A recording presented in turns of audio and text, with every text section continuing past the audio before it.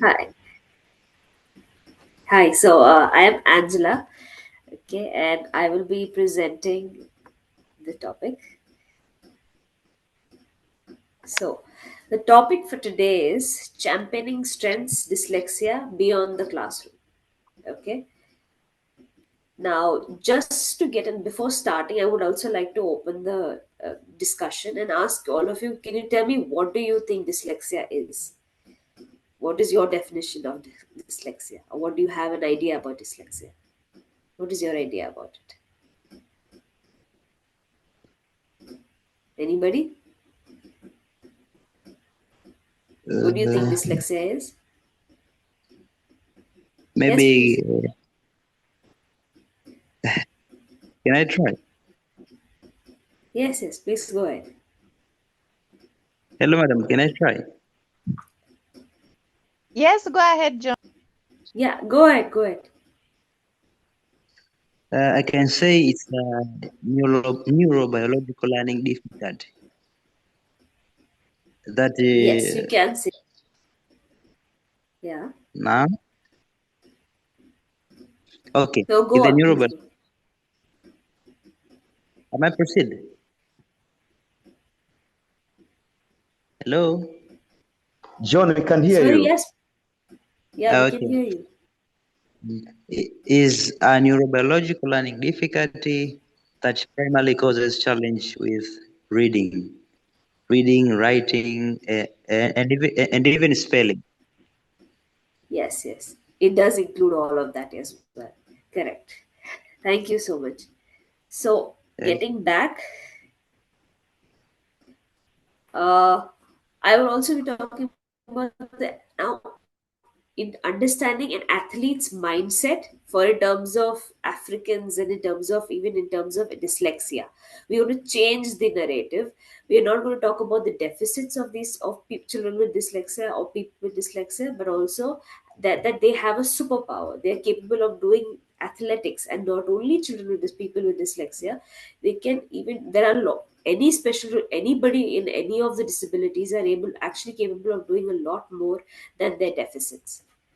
So let's focus on the broken road. It's a picture of a broken road, but what is your perspective? Can you let me know what do you see in this picture?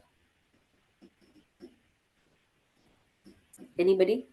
What do you see in this picture? Is it a broken road? Is it a topsy? I mean, turned a lot of curved road, or is it a straight road to wherever you're heading?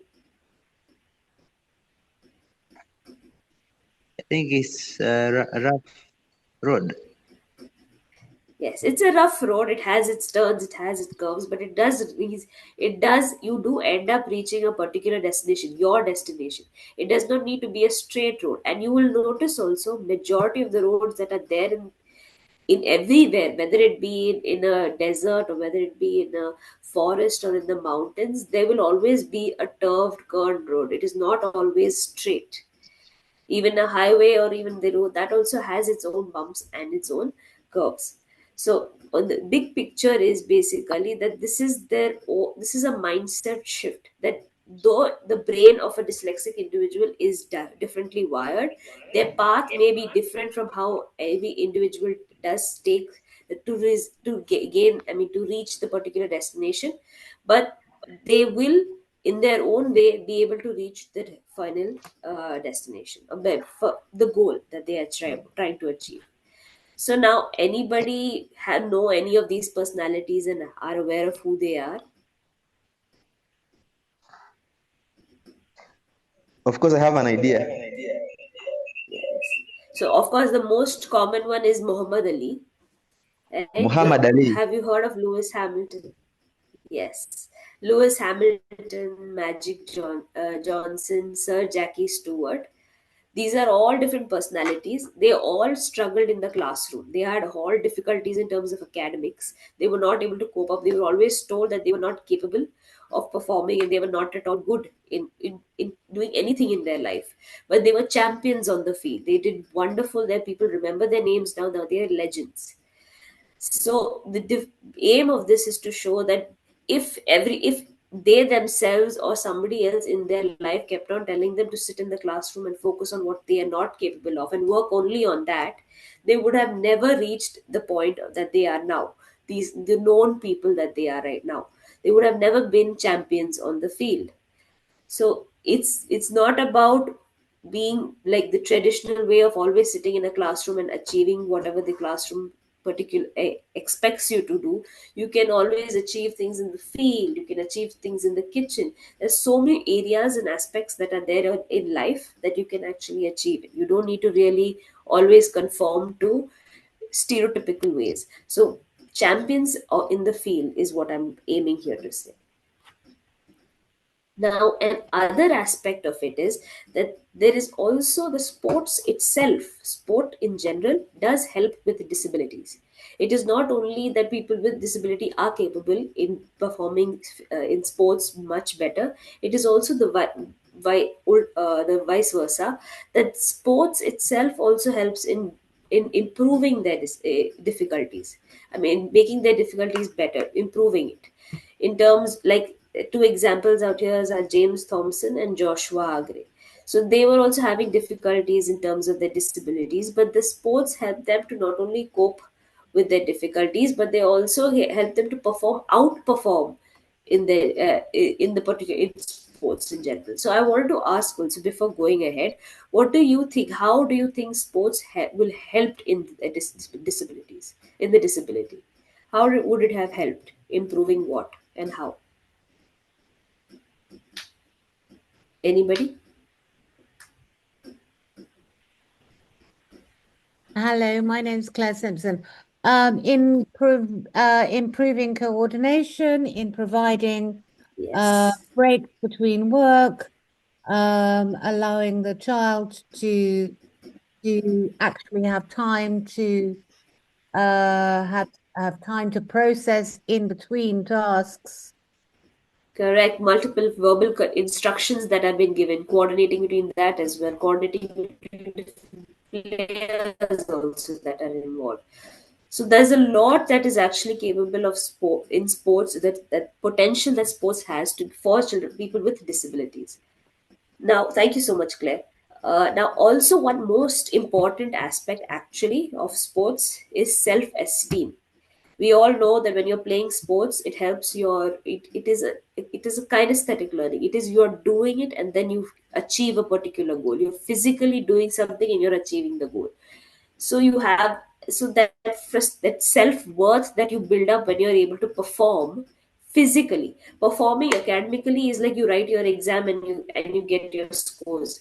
That is a completely different performance. This is more like you're doing it on the field, and you're able to get the result right there and then and there.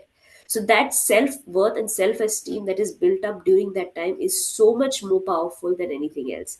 That's why it's always encouraged that every child that has a special needs or does not have a special needs for the matter of fact should participate in sports. Sports helps in overall well-being as well as in self identity as well, your development of yourself. Adolescents especially should always participate in sports, because that's where they actually have identity crisis and feel difficulties in terms of identifying who they are. So in general, when you're having focusing, always pressuring people with academics, you always there's a lot of frustration that is developed. There's a lot of stress, anxiety, a lot of even depression that comes up. So that causes that saying the child starts to think that they are stupid, or they are dumb, they're not able or capable, they don't think that they deserve to be in this world, they're not capable of surviving in this world. So sports is actually also, you can consider it as a road to recovery, as a bridge to, as like a therapy, sports therapy that is also that is involved. It can actually help children, adolescents, humans, adults, whoever it is, to come out and show what they're actually capable of. And every individual is capable of actually participating in sports and performing very well. Now, the comparison between classroom and pitch, as previously said, this kinesthetic learning, it is doing. You're doing it and you learn a lot more than just sitting and reading about it, or literally, reading somebody else's work, secondary information. It is actually participating in the field and doing, uh, part, achieving the goals. Second is, as also said previously, is confidence. You do develop a lot of confidence, and it's physical confidence. You actually shoot the goal, and you get the, if the ball goes in the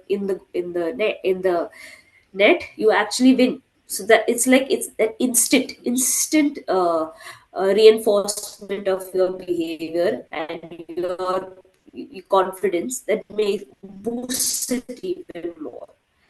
Your identity also is developed. Then there's verbal instructions, as also said before. There are multiple verbal instructions. Players, and even the audience, for the matter of fact, all the instructions, all the communications that you have to always coordinate between, you start to learn and develop and improve it. Okay, there's also visual spatial strategy. So understanding mostly according to studies, it's always said that men are more visual spatial intelligence is more in men.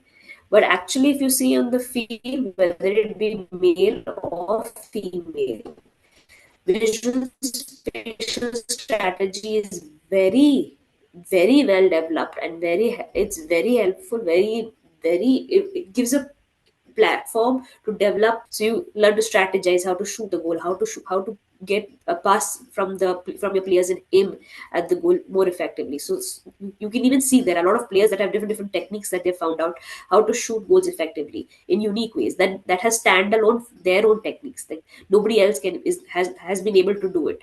So that kind of strategy is only developed if you're actually on the field and doing it. There is also focus and flow that is also there. So your attention is developed. Your focus is you're more focused. Imagine the amount of distractions that happen on a field. In terms of a classroom, you can shut the AC, you can shut the door, you can tell all the students to be quiet. So that distraction, you can actually reduce the distractions. But when you're on the field, there is a lot more distractions that's possible. But despite that, the individual is able to focus, your anxiety drops, your motor skills thrive, you're still able to focus and aim, which is and pass through, coordinate with your different players. That improves your focus and flow, which is very good and very important. Second is sequencing. So your different steps that are involved. Like first you have to pass this side, pass it to your player, then head forward so that the player passes it back to you, and then you can shoot the goal. It's a lot of sequencing, a lot of stepwise. Even the instructor's information, the instructor will give you, or your coach will give you different suggestions. So you should think about which is more better.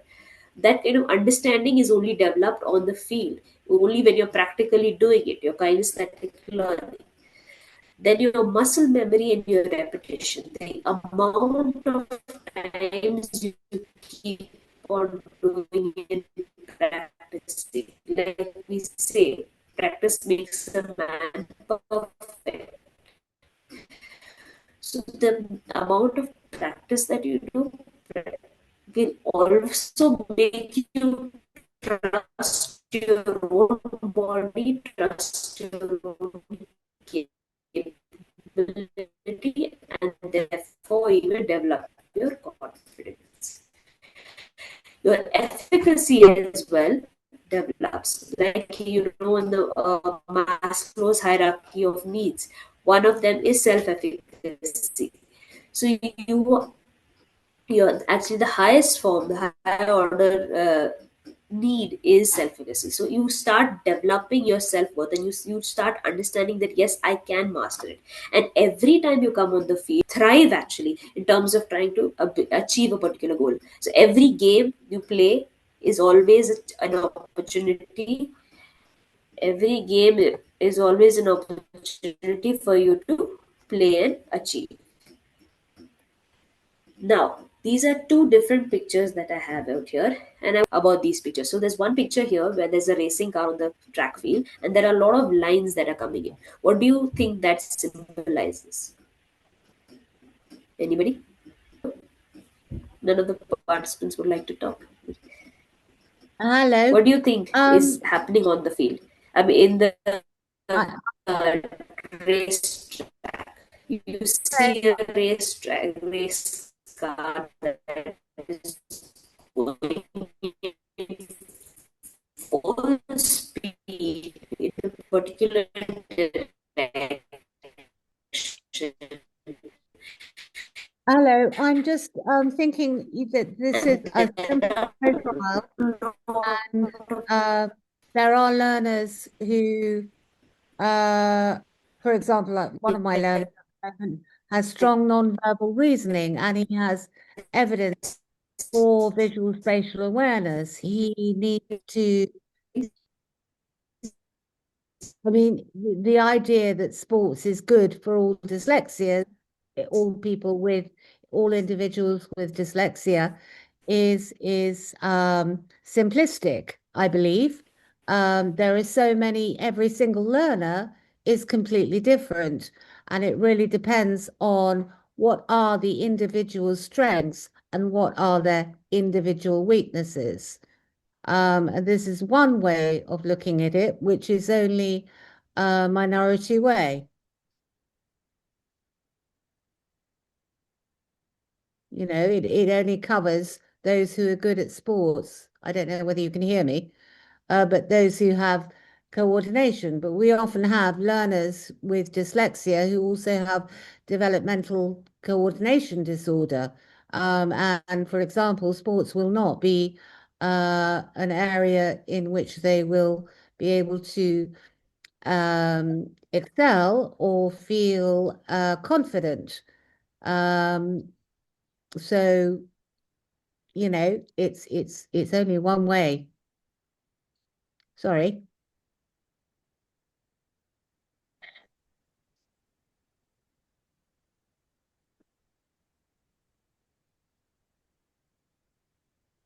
Hello? Hello. Yes, Claire, we can hear you. Yeah. Okay. Well, I finished that. So, you know, there's more to it than, you know, every single learner who I've diagnosed with dyslexia has a different profile.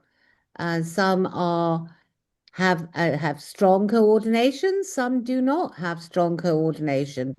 But for those who do not have strong coordination, who have maybe developmental coordination disorder or dyspraxia or dysgraphia, um, sports is not necessarily the way to go. So, you know, there are Hi, lots sorry. of different ways of doing it. This is one way, but maybe you're going to go on to all the different ways. Okay, so actually, I got cut in between. I couldn't hear everything, but I heard the first part is that you say that there was a child that you had that had does not have I, spatial. I have many children who I work Yeah. with, but what I'm saying is that you know, every profile is different, and Mhm. for some, um, sports will work and it'll provide a lovely way of team building and all those other things. But for Mhm. some, if they have dyspraxia or developmental coordination disorder, it will not work. And what we basically need to be looking at is the individual profile and where the strengths are Mhm. and where the strengths can support the areas that need support. Mhm. It will be different for every different profile. Yes, that's actually true. I would agree to that, maybe a 50%, because I'm not aware of all the disabilities. I agree. I am not that I'll experienced in prefer to terms of you that way, try, but Kirsty. I would say Okay. one thing at least, like in terms of physical sports in general, sports is not only about playing a particular sport or playing like say football or volleyball or any of that sort. There's an organization even in India. It's like a skill based thing. So if one child is able to only throw a ball, they focus only on that skill, and that itself can teach a child a lot in terms of eye hand coordination, in terms of focus, that one skill is more than enough, and focusing and practicing only that, or say dribbling, that is one skill, focus only on that. That one skill itself, sports, not as a whole, sports, even the parts of it itself can help a child develop a lot of things. It's inevitably the most important thing in a child's development. Okay, I think we're talking about the same thing. I call it activity. You're calling it Mhm. sports. Yeah, that's also Sports true. for me Mm. is competitive. I call it activity. Yeah. Yeah, that's also the activity based. So, in terms of this picture that is there, there's this particular race car that is on the racing field, and it is full bombarded with a lot of lines, with a lot of pressure from everything. So, what in terms of what I wanted to show in this picture is that if you constantly putting force or putting in your thoughts into this particular child to focus on this particular track with this much speed to attain a particular goal, the it is chances are that the particular racetrack can actually go off field, can get crash, can get many other things. And there are n number of cases actually where racetrack drivers have gotten into crashes and all that. So there's a lot of chances and potential where there is this complete perishment of particular individual. Whereas on the other hand, if you see the other picture where there's a jeep, there's a vast desert, there's hills, there's grasslands, it's an open field. The jeep has the potential to go and explore anywhere, take any route, any of its choice as well, but also has, as if you can see clearly, there's somebody sitting inside. There is a guide, there will be support, but they can take their own journey, can travel their own journey, and they're highly capable of also doing so. So this the difference to show that a person with dyslexia, this mindset that they have, though may be different, but they are highly capable, and especially with the help of sports, can actually attain a lot of capabilities, and they will do it in their own way.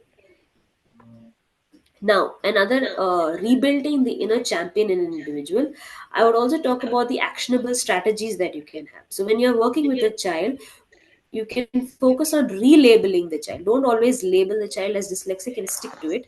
You can focus on relabeling the child, working with the child, and the child itself can grow. Maybe outperform and completely astonish you.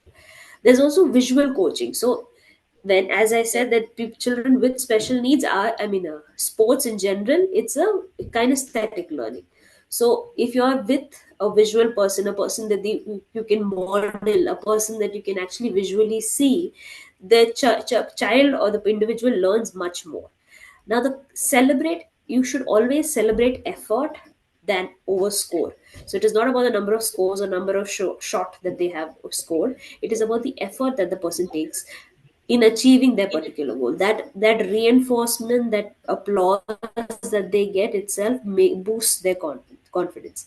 And second, and the most important part, is also the mentor connection. We have always said and we have always heard that when you have a teacher that is the best teacher, the subject you automatically fall in love with the subject. So the mentor, the person that is teaching you the particular sports or the sport activity, in fact, if you would take activity as well, that is more about. The mentor is actually a very key component in that aspect of learning. So that also, the connection that they build with the child is also highly important.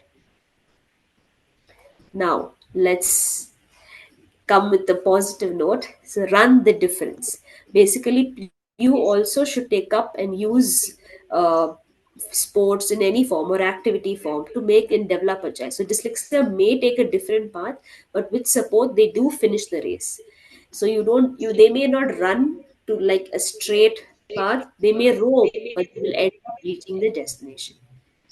And champion the strength that they have. That difference, that strength is what is more important, and that is what should be celebrated. And last, thank you everyone for listening to this talk. Hope you did enjoy it. And over to the Thank you, Angela, for a very nice presentation. It was very, and we have learned a lot, of course. And so I would like to open up questions, answers, and suggestions platform, everyone. mm, So everyone you can raise a hand if you want to contribute a question, but you can also put up your concern. And of course, Claire has put up quite some contributions on the chat. I believe most of them we have heard most of them from her own contribution when she spoke up at some stage. Oh, Claire is, might be missing anything. Yeah, I didn't get to read it. Okay, I can I can quickly read some comments from the chat. So from Claire says, although sports can be difficult for learners with dyspraxia and mental coordination disorder, you therefore need to know what are their strengths before you recommend sports. Of course, I have a learner who has evidenced strong nonverbal reasoning, evidenced poor visual spatial awareness. In sports, his focus will not work. We are working on improving his muscle memory, his verbal skills in memory. She says the label focus on the strengths of the learner to support their needs. Okay, and Mr. Henry says focus on improving their skills. Again, Claire says it seems to be focusing on the medical model for diverse that often equates less than instead of the neurodiverse model that excludes that we can typical or outside of typical example difference. Or perhaps he'll expand on this later. But for now, I would love to welcome Filbert Kimambo. Filbert Kimambo, I can see you have your hand up. You can unmute yourself and say something. Uh, Filbert. okay. Yes, thank you so much, Nsape Mosyoke. Also, thank you so much, Angela and George, for your nice presentation. But though I joined lately, but I want to add something on that. You know, the today's topic, it has been very awesome. Now, when we talk about championing strength, dyslexia beyond the classroom, you know, dyslexia beyond the classroom reminds us that the journey of dyslexic learner does not only end at the school gate. You know, I have been a teacher, an educator. You know, when we talk about dyslexia, does not end just the school gate. It continues into their passions, careers, relationships, and ultimately their purpose. Now, while traditional classrooms often focus on reading speed or maybe spelling and testing scores, now the world beyond thrives on creativity.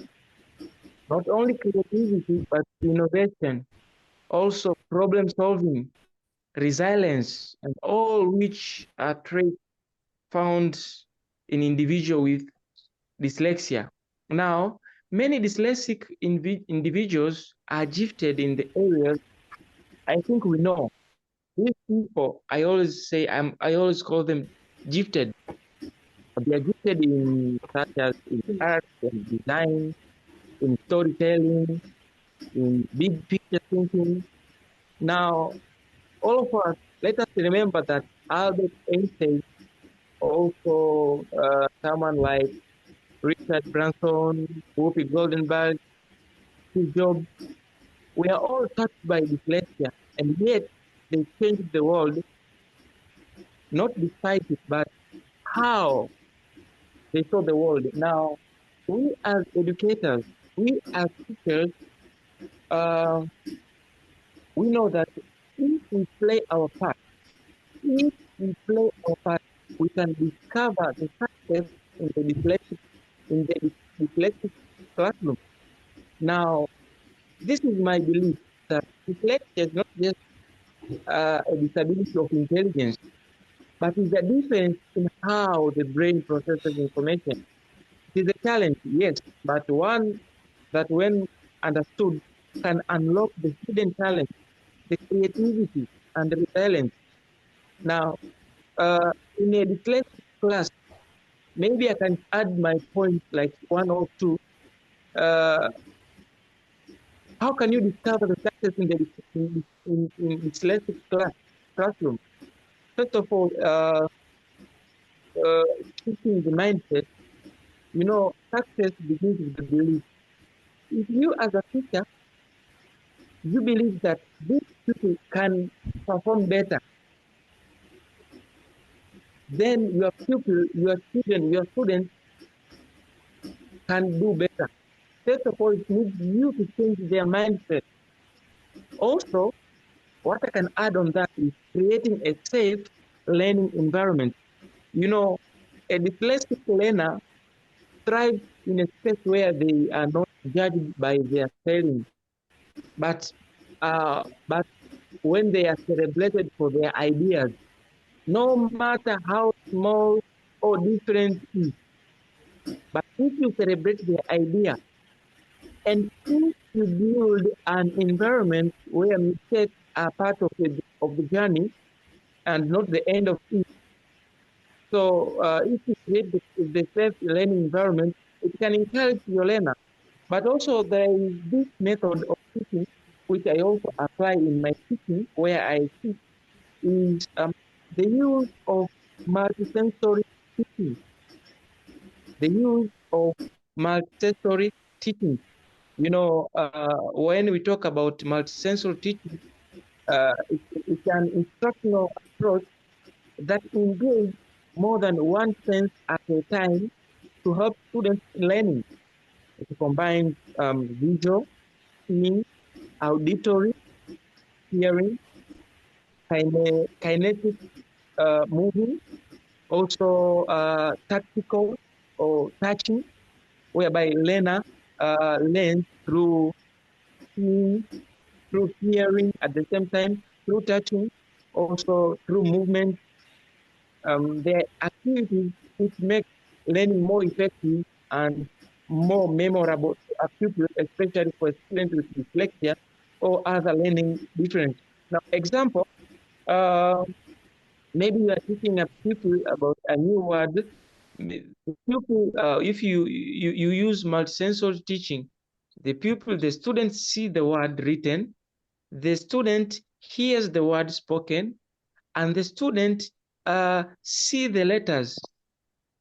Now, it is a very effective if we apply it in our teaching, if we apply at home, if the parents are aware of it, or the, the, the, the stakeholders who are dealing with dyslexia, it can help to make learning, teaching in a dyslexic environment more enjoyable. You know, most of teachers, they feel like frustrated. How come this pupil is very slow learner, can't grasp anything?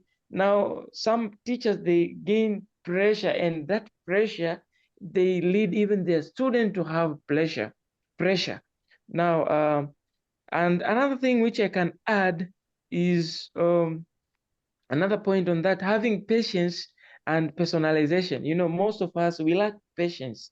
Teachers, stakeholders, parents, and those people who deal with these pupils with dyslexia, they lack patience. Example, I can say every dyslexic student is a unique. What works for one might not work for another. So we teachers, we need to be patient. We need to adjust the pace. We need to provide extra time, big task into smaller steps. So and also I can say we have also to collaborate with the parents and the specialists. You know, success is a team effort. You know, regular communication with the parents, with the specialists ensures consistency. It ensures that the support and the shared victories in the child's journey. For example, you may find a teacher is teaching a dyslexic student in a certain school. Once he comes, he shares his victory, he shares his success. Then it can inspire other teachers, but also it can inspire other learners, but also being inspired with real life role models. For example, previously, like last month, 1 or 2 months, we had Masood. He is a real model. He admitted himself that he was a dyslexia. He has inspired us, teachers. He has inspired students. He has inspired parents. So we can use even the real life models to inspire our students. Now, let me give you a challenge. Did you know that Albert Einstein, Steve Spielberg, Richard Branson are all dyslexic? I think some of you can know. They are aware. Now we can remind our students that, have you seen Steve Jobs? Have you seen Albert Einstein? There is no difference. You can study and can become Albert Einstein. So if we inspire our learners, if we collaborate with parents and other specialists, I know we can make a dyslexic class a very enjoyable class. Thank you so much. Thank you. Also, just to add to it, is I completely agree. It's not that I didn't say that it is not at all, it's only sports is required. This literary or terms of people that have achieved, role models that have achieved, people with dyslexia that have achieved higher goals should not be used. It will not be beneficial as compared to sports. I'm saying, in addition to it, at least as a essential important aspect, sports also should be. See, if I have a particular role model, okay, and I can see, oh, this person has achieved, say, heights, whether it be in science or in sports itself or in technology, whatever it is. But if I am not able to implement it, what am I going to do with that role model, right? I need to even be able to practically able to implement what I am seeing, right? That opportunity should be also be given to me. So it's I would say it's a balance of both. I never said sports is more important or only important. I said it is inevitably an important factor. It should be there, as well as in terms of just generally in terms of a child being born. It's always, even in olden times itself, that they've always played with the field, they've always played in the sea. So sports, when I'm saying, I'm also including play. Okay, as also as ma'am was talking about, Claire was talking about therapy, I mean, activity, play, therapy, and play, activity, and sport is, I'm including all of them, because sport in terms of participating on a field and actively doing a particular activity is what I'm including as sport. That is the definition I am using as sport. So learning any skill in that area, working on any aspect in that area, is what I'm saying is required and needed for for a child or special child, because that is included, as well as inevitably, as it's an important factor. It is not the only factor, it is one of the important factors in the child learning, developing various skills. Yes, Vincent. Thank you so much, Angela. I think both of you have very valid points. As in, you, Angela, have highlighted about the importance of looking at that a specific area, but also a couple of members, including Claire and Philbert, have also shown us that there are quite a number of areas different to sports that these people can excel in. So we all have valid points, and this is the best part of having different people with different cadres and expertise in this group. So, Dr. Vincent, I can see your hand is up. You can unmute yourself and contribute. Thank you. Thank you. I have a sore throat, I'm sorry, but I think you can hear me. Yeah, I can hear you. Okay. Thank you, Anne. I will call you the second name. And for your presentation. I just want to reinforce on something that is being talked about, and basically to teachers who are in the forum, because Philbert has talked about quite a number of things. What Angela is talking about in terms of sports, I can correlate it with when teachers are designing individualized education programs, which are also termed as student support plans.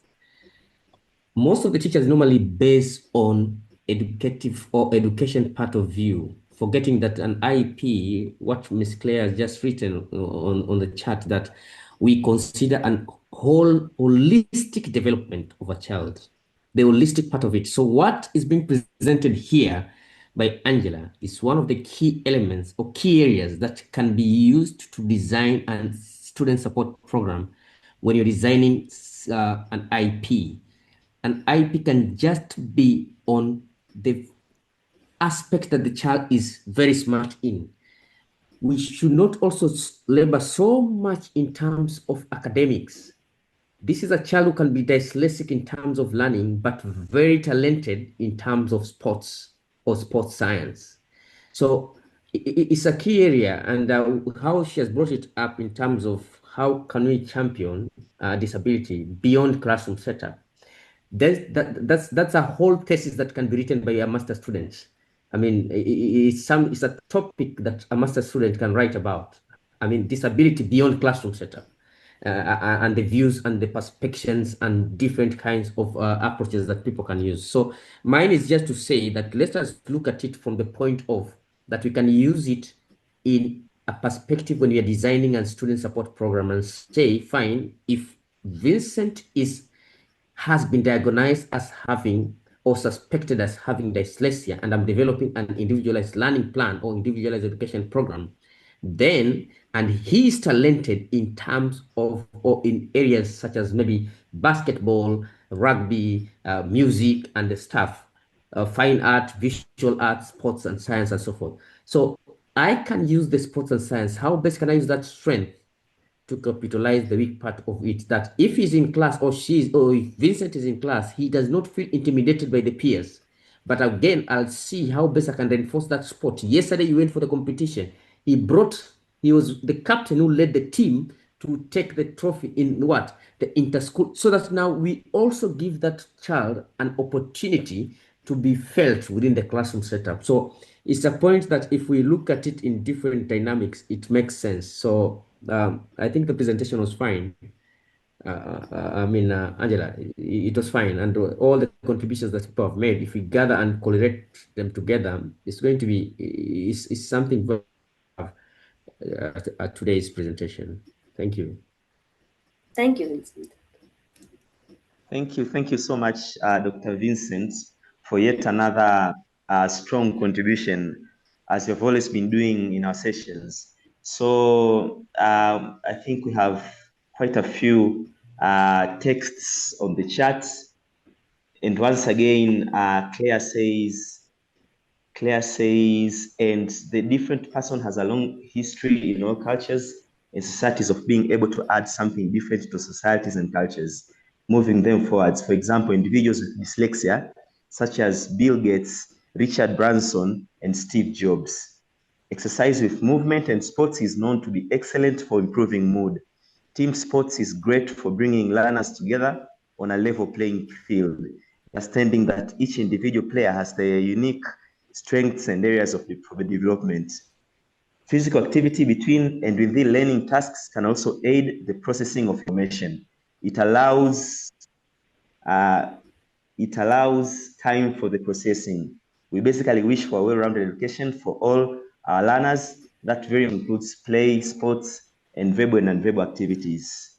And beyond the classroom, like Anne just said, using the outside learning environment is also a great aspect in a child's learning, because through that, strength is identified and the child can easily be supported in that journey. Thank you for the presentation. Okay, thank you, Claire, for adding up some strong, valid points towards this presentation. And of course, I also want to say something simple, something small. I remember during one of our events, we normally host 2 events yearly. In May this year, we hosted the Dyslexia Talent Show, where we normally gather individuals with different kinds of difficulties individuals who are differently abled and give them a platform to showcase their talents. So one of the presenters during the event said, you should always do not ask what is wrong in your child, but ask what is strong in your child. So I've just come up to remember that statement, that we should focus on not the weaknesses of these individuals, but the strengths. We shouldn't ask what is wrong with them, but what is strong with them. So let us live with that. Let us normalize the looking at the strengths of individuals with dyslexia and other learning difficulties. I don't have any from the chat, and of course I see there's no any hand which is up. So before okay, Claire says definitely ask what is progress starts. Thank you, Claire. So before some closing remarks, let me give the mic over to Angela again.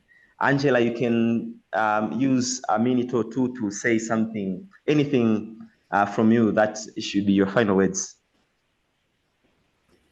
So actually, I'm very grateful for this particular experience to be able to talk and actually have a lot of different words. I mean, different ideas. Because even while I was listening to all of you and your views as well, I of course thought about the multiple intelligences that the child has, and of course, there is not only kinesthetic learning; there is also other learnings. So basically, involving all the learnings, all the different types of intelligences is important, and that's also when you say kinesthetic learning is also one of the important things, so that should have been also enforced and talked about in the presentation. So I'm glad that actually everybody brought up this idea, and it also teaches me that, oh, I should have even brought that up. So I'm very glad that that I got this opportunity to talk to all of you, all these experts that are there. Thank you so much. Hope you also enjoyed the session and the presentation. That's it. Thank you. Okay, Angela, thank you so much for a very nice presentation, and we hope you'll keep on joining the next sessions so that you can hear from we never stop learning actually, so that you can hear from others as well. So my final words now. Of course, Dyslexia Tanzania, once again, we only have something around 13, 12 days to our event, the Dyslexia Awareness Run. So I would like to take this opportunity to once again welcome each and every one of you to participate in one way or another in our Dyslexia Awareness Run event. Of course, those who are in Arusha can join us physically, but for those who are not in Arusha, you can still support us, because all that we are trying to do is to raise our voices together in the name of these difficulties. So you can support us even from a distance. You can put up anything to support us. Of course, we normally put Dyslexia Awareness Run related updates on our support group. So actually the link to our support group is right on the chat. You can see that I've put up a text with a link that can allow you to join our support group. So you can always receive updates on that upcoming event, and of course on our upcoming sessions as well. So kindly keep on sharing the link with your friends. I can see we had only 13 participants today, which is a small number, and we would really love to have more people joining us on the sessions. So it's a call to each and every one of us to keep on inviting your friends, your fellow parents, educators, teachers, to keep on joining our sessions in our support group. So having said that,